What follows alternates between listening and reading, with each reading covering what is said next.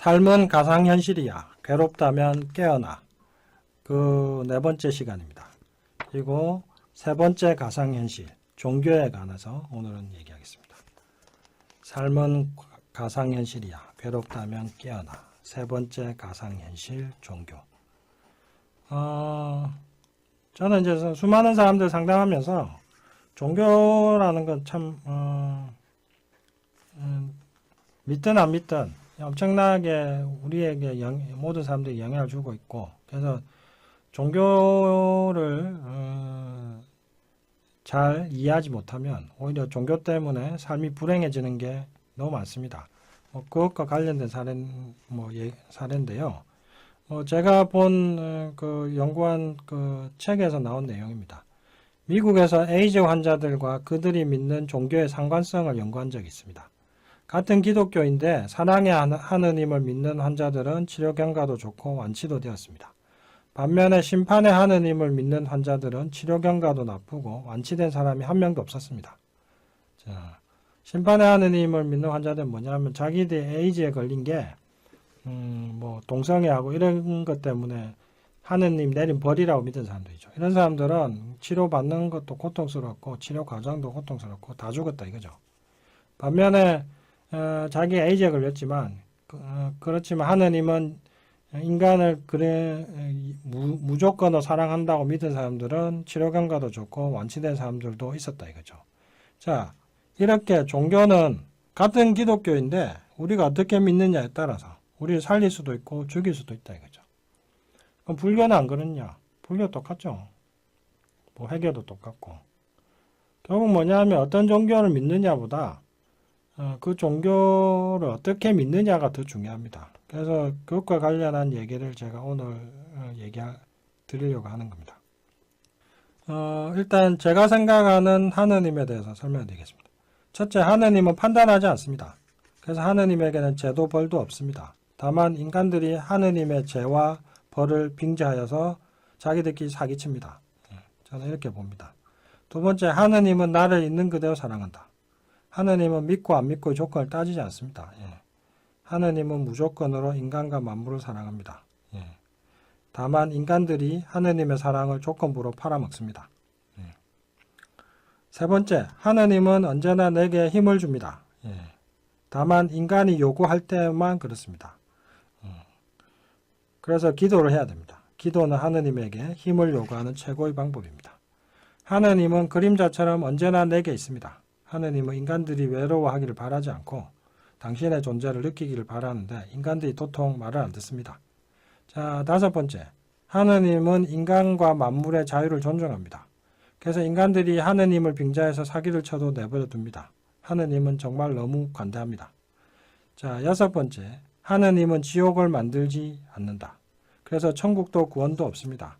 단지 인간들이 심심해서 지들 마음에 지옥을 만들어서 아우성을 칩니다.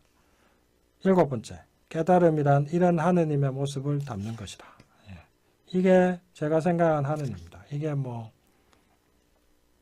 이 하느님을 하느님은 어디 하나 있거든요. 기독교 하느님을 떠나서 저는 이게 제가 믿는 하느님의 모습입니다. 그리고 저는 하느님이 이랬다고 생각하고 이렇게 믿으면 저는 편하고 행복합니다. 이게 제가 생각하는 하느님의 모습입니다. 괜찮지 않습니까? 그 다음에 저는 또 이렇게 생각해 본 적이 있습니다. 만약에 세상에 하느님이 이렇다면 어떻게 될까? 첫째, 중개인보다 직거래를 선호한다면 중개료가 좀 더 싸지고 하느님이 필요할 때 언제라도 편하게 만나지 않을까? 그래서 직거래가 활성화되면 이제 종교 중개로 먹고 사는 종교 집단은 모두 사라지고 모든 가정이 교회나 사찰이 되지 않을까? 이렇게 해서 남는 막대한 시주나 11조는 생명운동이나 사회복지에 사용되어서 사회복지 수준과 환경 수준이 무섭게 좋아지지 않을까? 이런 생각을 합니다. 두 번째, 만약 세상에 하느님이 무게잡기보다는 유머를 알았더라면 어떻게 될까요? 신성모독죄나 비싸고 엄숙한 제사와 의례는 모두 사라지고 하느님도 그냥 대통령처럼 필요하면 씹을 수도 있고 하느님도 이런 말 안 듣는 인간들 같이 씹으면서 웃지 않을까. 게다가 하느님을 제일 잘 웃기는 순서대로 천당이나 극락에 간다고 하느님이 말한다면 이 세상에 유머 감각이 넘치고 교회와 사찰에도 웃음이 넘치고 코미디언이나 개그맨이 스님이나 신부님이나 목사님이 되지 않을까. 자, 이런 하느님이 만든 지옥은 아마 이럴 겁니다. 절대 웃지 않는 사람들끼리 모여가지고 평생 진지하고 엄숙하게 인상 쓰면서 살아가는데 자신이 웃거나 남을 웃길 때까지 절대로 빠져나갈 수가 없는 곳입니다. 이게 바로 이런 하느님이 만든 지옥입니다. 자, 그 다음에 만약 또 하느님이 토론과 논리를 좋아한다면, 자, 하느님은 무조건 믿으라고 하지 않고 어떤 질문에든 이해될 때까지 답을 할 것이고, 신부나 스님이나 목사님들도 믿음보다는 이해를 강조하게 될 겁니다. 진리는 믿지 않아도 자명하게 이해되는 것이므로 서로에게 자신의 믿음을 우게 될 일도 없어질 겁니다.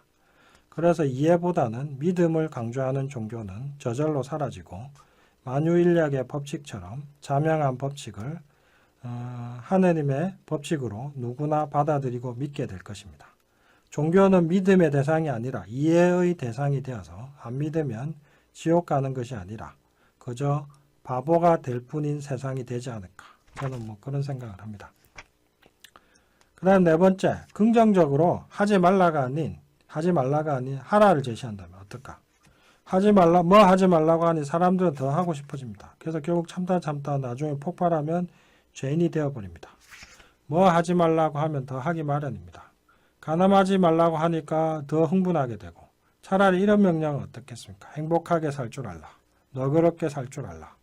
용서하면서 살 줄 알라. 받아들이면서 살 줄 알라. 감사하면서 살 줄 알라. 이런 등등. 그러면 범죄가 더 줄고 오히려 조금이라도 더 선행을 하고 세상도 더 밝아지지 않을까. 저는 이런 친근하고 유머 있고 논리적이고 긍정적인 하느님을 사랑합니다. 이런 하느님 멋지지 않을까요? 멋지지 않습니까? 자, 이게 제가 생각해 본 하느님입니다. 물론 뭐 기독교 하느님은 아닙니다. 제가 생각한 그냥 하느님입니다. 자, 뭐 이것과 관련된 내용은 저희 책 콕 찍어주는 인생과의 247쪽에 나오는 내용인데요. 같이 참고하시면 좋겠습니다. 그 다음에 이제 또 얘기하고 싶은 거. 사실 역사를 보면은요, 이 종교가 이익을 준 것도 많지만 해악을 준 게 많습니다. 그것과 관련된 얘기인데, 종교는 때때로 깡패입니다. 자, 그것과 관련 얘기 한번 해보겠습니다.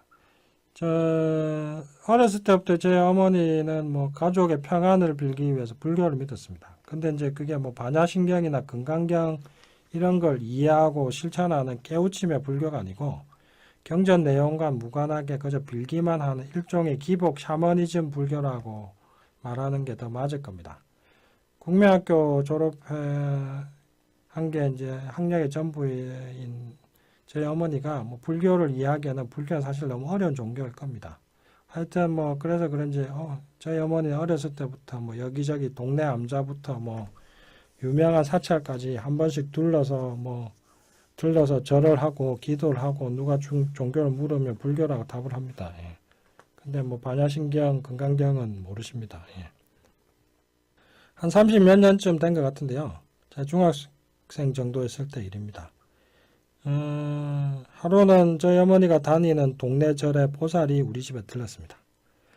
근데 형색과 말투가 여느 보살과 달랐습니다. 제가 옆에서 가만히 보니까 한 60대 할머니 같았는데 명색은 절이지만 실상은 무당집을 차려놓고 점도 봐주고 복 달라고 대신 기도도 해주면서 연명하는 사람을 보였습니다. 그러니까 뭐 한마디로 말하면 관우장군 대신에 부처님을 모시는 점집 겸 무당집의 사장님이었던 겁니다. 절도 하고 뭐 부처님도 모시고 뭐 하여튼 뭐 무당절이죠. 쉽게 얘기하면. 아마 전국에 이렇게 명색뿐인 절집을 운영한 사실상 무당집이 상당히 많을 겁니다. 제 기억에 제가 살던 부산 산동네에도 이런 절집이 여러 개가 있었거든요. 특히 이런 절집은 교육 수준과 경제 수준이 낮은 곳에 많이 몰려 있는데 아마 이런 곳에 저희 어머니 같은 사람이 많이 많기 때문일 겁니다. 사는 건 너무 팍팍해서 이제 믿을 구석이 필요한데 종교를 이해할 만한 시간적, 지적 여력이 없는 사람에게는 이런 절집들이 이제 나름의 역할을 하는지도 사실 잘 모르겠습니다. 하는지 안 하는지. 하는 것 같기도 합니다. 하여튼 저희 어머니는 그때 한동안 이 보살 할매의 절에 다녔던 모양입니다. 그래서 그날 이 보살 할매는 일종의 고객 관리, 기독교 용어로 하면 이거 신방이라고 하잖아요. 신방을 하러 왔던 겁니다. 근데 그날 이 보살이 털어놓는 이야기들이 참 가관이었습니다. 그 중에 한 대목을 뽑으면 다음과 같습니다. 감천 바닷가에 사는 개똥이 엄마 알지? 내가 그 사람한테 올해 삼재가 들고 큰일이 생길 게 보이니까 절에서 돈 좀 들여서 기도 한번 하라고 했는데 돈 없다고 안 했잖아. 그러다 한 달도 안 돼서 아들이 정말 교통사고가 나서 크게 다쳤잖아. 그제서야 나한테 와서 사정사정 하길래 다시 기도를 했더니 이제는 아들도 다 낳고 집에서 쉬던 아저씨도 취직해서 잘 살잖아. 이런 레파토리였습니다. 이 외에도 여러 가지 이야기 쏟았는데 그 모두가 공통적인 구조를 갖추고 있었습니다. 정리하면 이런 식입니다. 갑돌이가 내가 시키는 대로 안 하더니 다치거나 돈을 잃었다. 그러다 다시 반성하고 내가 시킨 대로 했더니 다시 일이 잘 풀렸다. 이거 어디서 많이 듣던 레퍼토리 아닙니까? 저한테 상담하러 오는 사람들 중에서도 점집, 교회, 온갖 종교 믿으면서 이런 식으로 당한 사람들이 많이 옵니다. 그들의 이야기도 대충 하면 정리하면 레퍼토리가 똑같습니다. 뭐 하거나 뭐 하면 안 좋아. 뭐 할 안 좋은 운이 있어. 그러니 이거 풀려면 내가 시키는 대로 부적을 받거나 구설하거나 기도를 해. 절과 점집과 무당만 이런 레파토리를 쓰는 게 아닙니다. 고생하다가 장사해서 돈을 좀 번 이모분이 한 분 있습니다. 저에게. 이분은 기독교 신자였는데 오래전에 제가 한의원 개원식을 할 때 찾아와서 다짜고짜 이렇게 말했습니다. 하나님을 믿어야 해. 우리도 하나님 믿기 전까지는 고생만 하다가 하나님 믿으니까 이렇게 돈 잘 벌잖아. 너도 하나님 믿고 교회 나가면 하나님이 팍팍 밀어주셔. 하나님 안 믿으면 죄 받고 지옥 가. 심지어 저한테 상담받은 어떤 분은 목사님한테 이런 설교를 들었다고 얘기를 했습니다.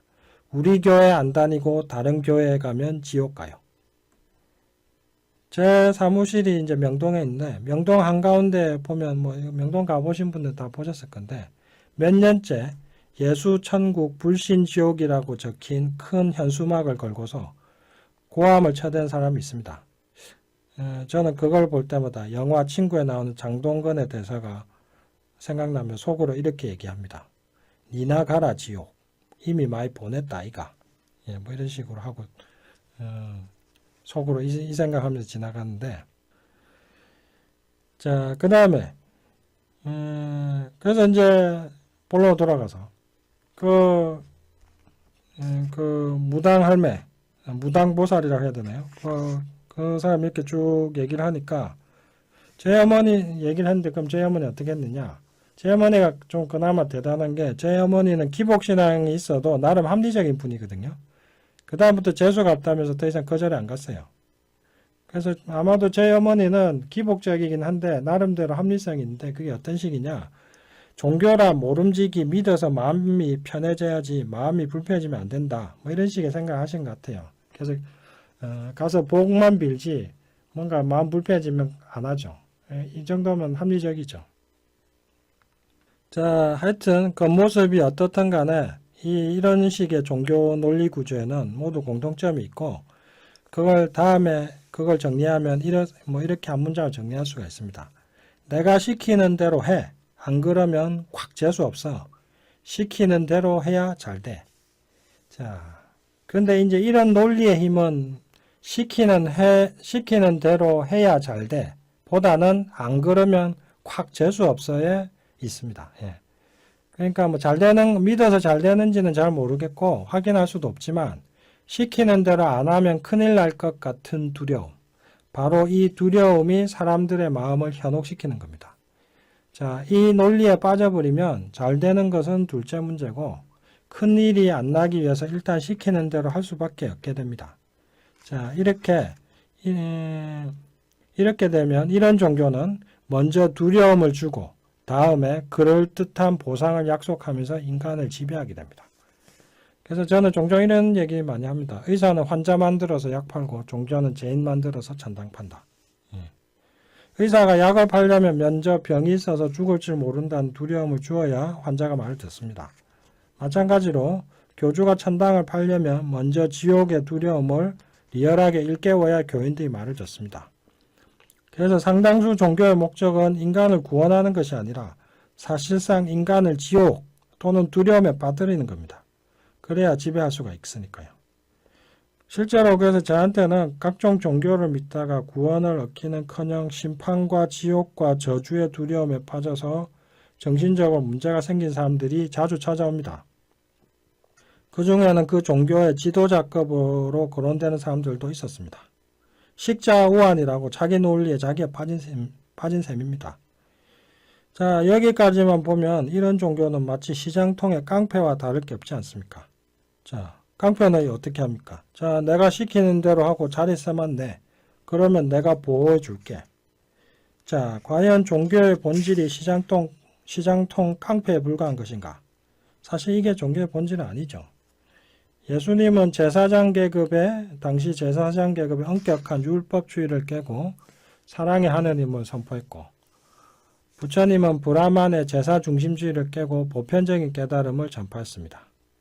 자, 이런 율법주의나 제사 중심주의나 알고 보면 모두 앞서 말한 대로 내 말 안 들으면 재미없어. 이런 이론이거든요. 유대 제사장들은 그들의 율법에 의해서만 구원받고 인도의 브라만들은 그들의 제사에 의해서만 윤회를 받는다면서 백성을 협박한 거 아닙니까? 그러니까 이게 결국 내 말 안 들으면 재미없어 아닙니까? 결국 제사장과 브라만들이 백성들 협박하기 위한 수단으로 종교를 쓴 거죠. 자, 결국 정리해보면 예수나 석가의 가르침의 본질은 이런 시장통 깡패 종교를 깨고 누구나 구원받고 깨달을 수 있다는 가르침이었던 겁니다. 이게 본질인데 한마디로 예수나 석가의 위대성은 기존 종교의 깡패주의를 깨뜨렸다는 점입니다. 그러나 아쉽게도 2000여 년이 지나면서 그분들의 위대한 가르침은 그분들이 깨뜨렸던 바로 그 말 안 들으면 재미없어 이걸로 다시 환원되어 버린 느낌이 있습니다. 그래서 종교의 본질은 진정한 본질은 어느 종교를 믿느냐가 아니라 종교에 상관없이 무엇을 가르치느냐라고 봅니다. 깡패 종교는 두려움과 복종을 가르칠 것이고 진정한 종교는 사랑과 자유를 가르칠 겁니다. 그래서 저는 이런 종교에 대해서 실제 상당한 종교 문제로 고통받는 사람들이 엄청 많습니다. 예. 교회 다니는 사람은 제가 이런 속으로 이런 생각을 했는데 구원받을 수 있을까요? 이런 거 있고 특히 이제 성적인 문제가 많죠.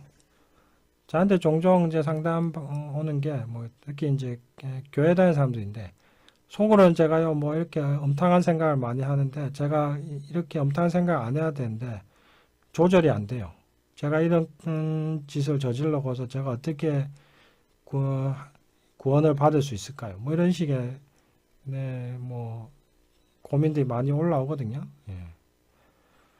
근데 제가 볼 땐 사실 저는 교회 안 다니니까 그건 저한테 문제가 아닌데 왜냐하면 건강한 청춘 남녀가 속으로 남자 여자를 생각하는 게 그게 뭐가 죄가 되냐 이거죠. 예. 그리고 그걸 생각해야지 남자와 여자가 서로 만날 거 아닙니까? 저는 그게 죄라고 생각하지도 않고 이런 것들을 하여튼 그것뿐만이 아니라 이상한 온갖 사이비 종교에 빠져가지고 실컷 이용당하고 거기서 또 온갖 저주와 두려움에 세뇌당해가지고 오는 분도 많고요. 종교에 빠진 분들이 제일 힘들어요. 상담하면. 종교가 주는 그 세뇌는 너무 강하기 때문에 EFT 하면서도 엄청나게 오랫동안 지워야 되거든요. 그래서 제가 지금 그런 것들을 경험하면서 이 깡패 종교, 진정한 종교의 본질이 진정한 종교가 아닌 깡패 종교에 빠져서 고생한 사람들이 너무 많다는 것을 깨닫고 지금 제가 이 얘기를 해야 되겠다는 생각을 많이 했었습니다. 그래서 오늘 이 얘기를 하는 건데요. 그래서 종교에 대해서 이제 오강남 교수님, 우리나라 종교학자로서 오강남 교수님도 이런 얘기 하셨죠. 표층 종교와 심층 종교라고 표현하셨는데, 표층 종교는가 바로 표층 종교가 바로 문자주의, 문자 그대로 믿고, 그다음에 근본주의 이런 것들이 이제 표층 종교. 그게 제가 말한 깡패 종교입니다. 근데 심층 종교는 그것을 초월하는 겁니다. 종교의 본질을 이해하고 믿는 거.